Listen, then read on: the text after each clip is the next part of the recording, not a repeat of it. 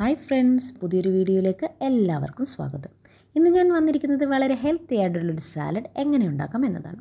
അതിനായി നമ്മൾക്ക് വേണ്ടത് കടല, പയർ, കപ്പലണ്ടി എന്നിവയാണ്. ആദ്യം ചെറുപയർ, കടല, കപ്പലണ്ടി എന്നിവ നമുക്ക് 2-3 പ്രാവശ്യം നല്ലതുപോലെ ഒന്ന് കഴുകിയെടുക്കണം. കടല, പയർ എന്നിവയിലൊക്കെ നല്ല പൊടി അഴുക്കുമൊക്കെ കാണും. ഇത് മാറാൻ വേണ്ടിയാണ് നമ്മളിങ്ങനെ 2-3 പ്രാവശ്യം നല്ലതുപോലെ കഴുകുന്നത്. കഴുകിയതിന് ശേഷം പയറിലും കപ്പലണ്ടി, കടല എന്നിവയിൽ നല്ലതുപോലെ വെള്ളമൊഴിച്ച് നമുക്കിതൊന്ന് അടച്ചു വെക്കണം.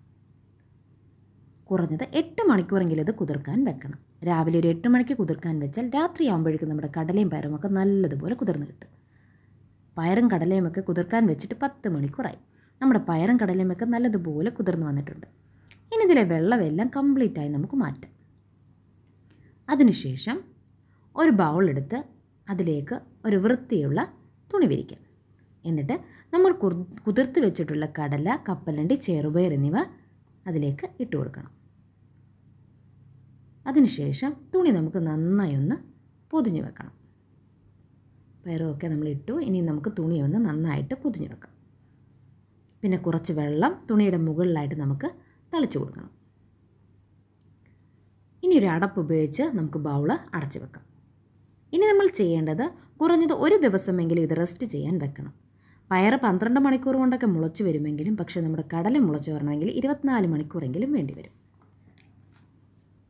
നമ്മുടെ പയറും കടലയും ഒക്കെ മുളപ്പിക്കാൻ വെച്ചിട്ട് 24 മണിക്കൂർ കഴിഞ്ഞിട്ടുണ്ട്.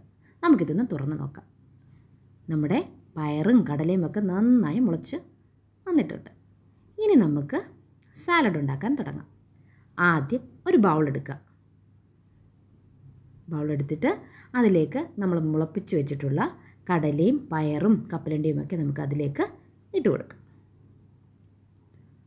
ഇട്ടതിന് ശേഷം നമ്മൾ അരിഞ്ഞു വെച്ചിട്ടുള്ള കുക്കുംബർ, തക്കാളി, സവാള എന്നിവ ചേർത്ത് കൊടുക്കാം. നമ്മുടെ ആവശ്യാനുസരണം ഇതെല്ലാം എടുത്താൽ മതിയാവും. അതിനുശേഷം ഉപ്പും കൂടി നമുക്കിതിലേക്ക് ചേർക്കാം. എന്നിട്ട് നന്നായി നമുക്കിതൊന്ന് മിക്സ് ചെയ്യാം. അതിനുശേഷം കുറച്ച് മല്ലിയിലയും കൂടെ നമുക്കിതിൽ ചേർക്കാം. നമ്മുടെ ഹൈ പ്രോട്ടീൻ സാലഡ് ഇവിടെ തയ്യാറായിട്ടുണ്ട്. വീഡിയോ ഇഷ്ടപ്പെട്ട് എല്ലാവരും ഒന്ന് ട്രൈ ചെയ്ത് നോക്കണേ. ലൈക്കും സപ്പോർട്ടും ചെയ്യാൻ മറക്കല്ലേ. അടുത്ത വീഡിയോയിൽ കാണാം. Bye bye.